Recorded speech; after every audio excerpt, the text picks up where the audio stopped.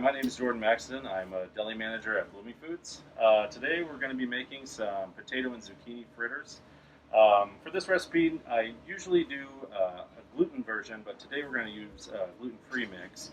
And then these fritters are going to be topped with a rainbow summer slaw on top.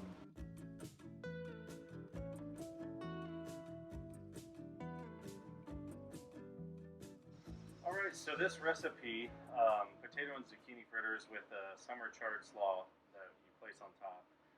This is a recipe that I used 2 summers ago, pre-COVID, at the farm tour. And basically how that works is, a farm is picked by Parks and Rec, and they send you more or less like a menu of here's what vegetables are available. And obviously I chose charred potatoes, zucchini. At that point, I kind of just picked things at random, and I was like, I'll figure it out later. Well, as the date approached, I had to come up with a recipe, and I was like, are zucchini potato fritters even a thing? And I looked online, and I was like, oh, they are. So I've already went ahead and made the mixtures themselves. What I'm going to do is show you how I process each veggie for each step of the recipe so that you know specifically what I'm talking about. So we're just going to dive right into that part. Okay, so as I said earlier, this is going to be a rainbow charred slaw. You can use other greens for this type of slaw, but I've done a version with kale before. But the rainbow charred, I just like its texture better, and of course the way that it looks in the end product is a lot prettier, more colorful, kind of pops. So I've seen people process charred before, and they cut off all, like pretty much right to here. And I just don't find that you need to do that. Really, you just need to cut the very ends off. Because especially, you've got all these bright colors, and you want to make sure that that is present in your recipe. That's part of the reason why you're using this. So for the slaw, I don't really make too many vertical cuts at all. Everything that I do is kind of just horizontal. And I try to stay close to the cut before. I don't make them any more than like a 1/4 inch at a time. So I'll show you what I mean.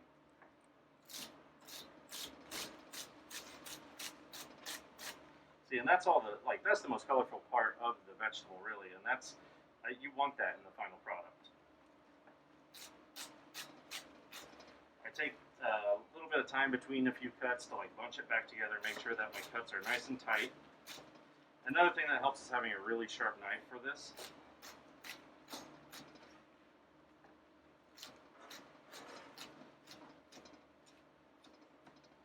So while we have very large, long strips in here right now, once the dressing gets on the salad and combines with the greens, it's going to macerate and they're going to shrink down by a lot. Okay, so for the dressing portion of the recipe, it calls for 2 jalapenos. I'm going to show you one, how I do it. Whenever a recipe calls for a seeded jalapeno, I feel like I call this my patented method, even though I'm sure other people have figured this out. I don't do the thing where you cut it in half lengthwise and you seed the jalapeno manually with your hand. But instead, I stand it on its end, and this is, again, something that helps having a sharp knife. And I pretty much fillet the outsides off, like this. And what that does is it leaves the seeds on the inside, and I can pretty much just throw that part away. Now, since I would assume you're either going to be using a stick mixer, a burr mixer, or a food processor, RoboCoop, whatever you want to call it. You don't really need to mince these up. In fact, for the dressing I made, I only cut them into sections like this, just enough so that they're already kind of chopped up and there's more surface area to blend up. So one of the things that in this recipe, you want to make sure that you don't have too much moisture. Because you're going to be battling that with, the egg replacer that you're adding in there. And if you didn't seed your zucchini going into this recipe, there's just going to be a whole lot of extra water, and it's going to make for a sloppy time when you're trying to make the actual patties that go in the oven.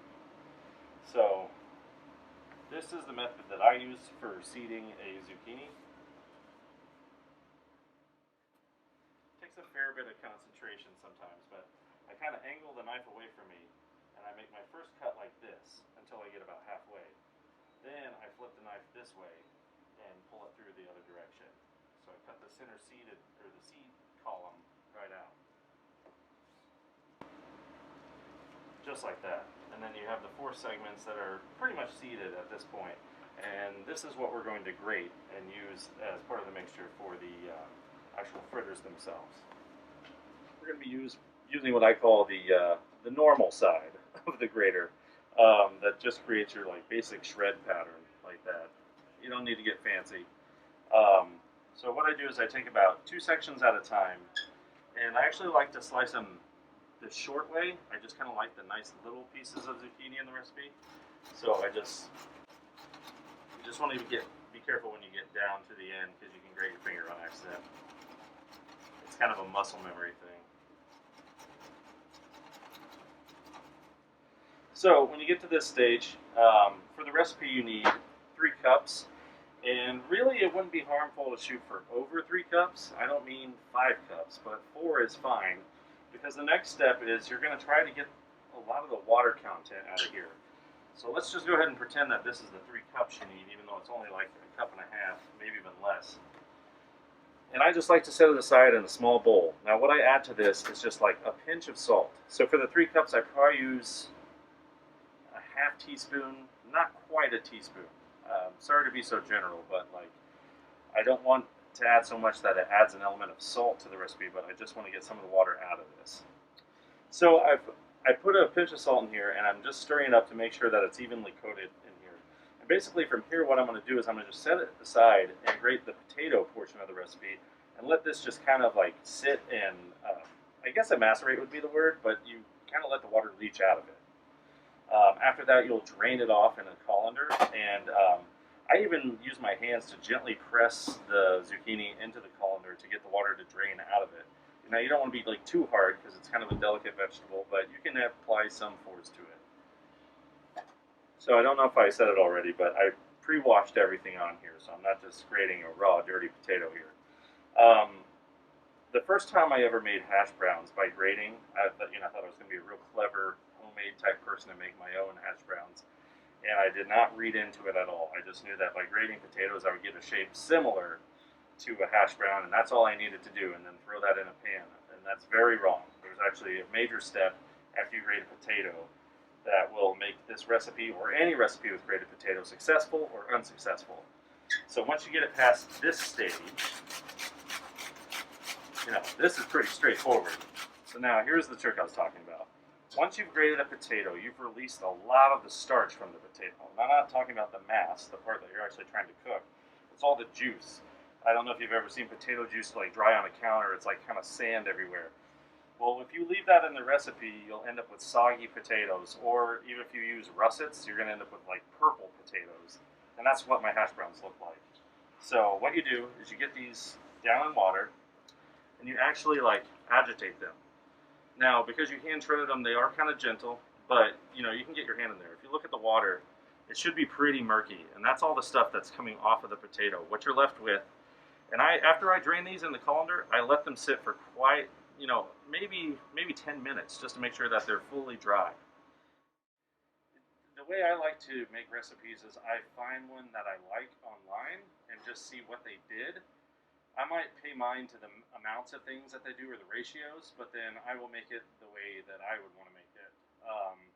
That may or may not make sense, but I think to say that like you don't know, like you're a bad cook if you don't look at recipes and like base something off of something, that's just a crazy notion. I used to be totally against using other people's recipes and only from my own mind, but I realize there's a lot to learn from like other techniques that people have used outside my own. So now we have our rinsed and drained veggies. We got our potatoes. They've been rinsed out. They're nice and dry. You can feel the individual strands. They're not all clumping together. And we got probably about half the water out of the zucchini. And that's why I said earlier it's fine to do 4 cups instead of 3, because you'll lose a lot of mass in that process. So these are the exact amounts for the recipe. This is probably about 1/3 of the veggie mass that you need. So you obviously need a larger bowl. But you want to get a nice homogeneous mixture. This also includes your egg replacer. I used Ener C or Ener G, I can't remember the brand name. Just follow the directions on the box, and 3 eggs worth was more than enough. Along with that, I used 2 packages of the Ian's gluten-free breadcrumbs. I believe they are 12 ounces each. That also includes your Frank's Red Hot sauce, 3 tablespoons, a teaspoon of garlic, 1 half teaspoon of salt, 1 teaspoon of black pepper, and 1 2-ounce GO VEGGIE parmesan mix. Alright, so as I stated earlier, I had pre-made some of this mix up. This is what I used earlier. And I was dishing them out using a 3-ounce scooper. I found it to be more successful. I tried different sizes. A pro tip is you want to end up with a size that's going to cook evenly through, so you don't want it too thick, about a 1/2 inch or less. And you want the width of your fritter to be the same or less than the width of your spatula. Trust me, that matters when you're using gluten-free stuff because it wants to stick to the pan. If you're using a narrow spatula and you try to go in the middle and pull it up, you're going to break it right in half. So pretty much what I did is I would get 1 even scoop like that. So I've got 1 dished out 3-ounce ball, and there's many ways to do this. I have my own like cradling a baby style here, making of a patty, but I like to make them kind of as as proportional as I can, or like even, I guess. So you end up with something like this. Now, it's important when you're baking these off that you don't try to rush it. If you only think that it's done and it's just starting to brown, you're going to have a lot worse time trying to flip it over. It's kind of like certain veggies on the grill don't release until they're done. They'll get stuck to the grill until they're ready to be flipped over. This is very similar with this, especially with the gluten-free flour. It has a high starch content, so it's going to stick to this tray a lot more than if I would have just used panko breadcrumbs, for instance.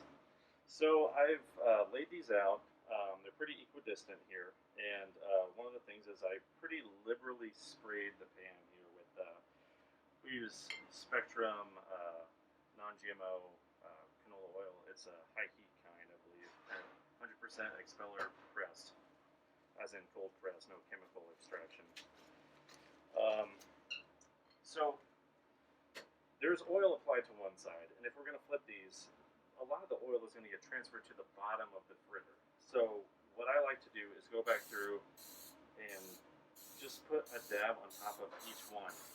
So that way, when I flip it over, they're already kind of frying on that side. Alright, so I'm going to be cooking these in a convection oven. So for me, that means 350 and probably 10 minutes on each side. In a home oven, you're probably going to have to adjust for time. It might be even 15, maybe 20 minutes. So they spent their first round in the oven, and they're actually releasing quite nicely. Got a nice golden brown coloration here. I would personally like it to be a little bit more, but this is fine. The main thing is you want the inside of the patty to get cooked all the way through, so you don't have a nice like starchy potato bite in there. And basically, all you're doing is flipping these over. Remember, we put oil on the other side, so they should get like pretty much equal amount of oil on both sides. And we're just going to put them in for another 10 minutes. One thing that I forgot to mention in this video was the actual making of the dressing. You have your red wine vinegar, your sugar, your jalapenos that we de-seeded earlier, Dijon mustard, and that is your base. There's also salt and pepper in that. Basically, I blend that till it's one homogeneous mixture. It's okay to have the jalapenos a little bit chunky. If your blender doesn't go that high, that's fine. But basically, your 1 cup of canola oil, you want to slowly add to that dressing as it's spinning. So this process is emulsification. And when I say slowly add, think of the width of the oil that's going into the base being no wider than a pencil. So that rate. And then it doesn't take that long. You're only doing a cup. But once that's done, you don't need to like let it blend extra. It'll be fine. Just cut it off at that point and add it to your veg mix. Alright, so I just took these out of the oven, and they kind of slid around. Actually didn't stick to the pan whatsoever, unlike the time I cooked them before. So basically from here, obviously you want to let them cool to a certain extent, but I serve them with the charred slaw. I like to stir it up so that you get the dressing kind of equally dispersed here.